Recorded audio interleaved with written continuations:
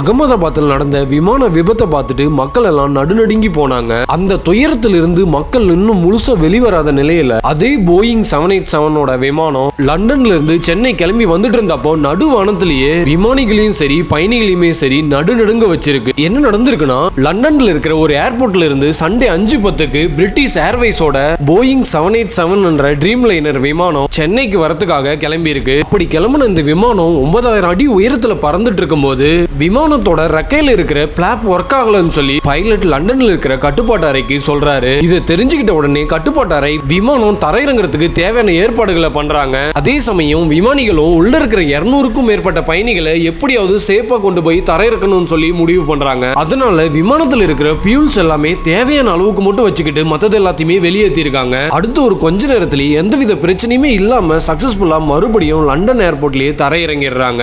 விமானத்தில் இருந்தவங்க எல்லாருக்குமே மீண்டும் தரையிறங்கின அப்புறம் தான் எல்லாருக்குமே உயிரே வந்திருக்கும். ஏன்னா உச்சகட்ட பயத்துல தான் இருந்திருப்பாங்க.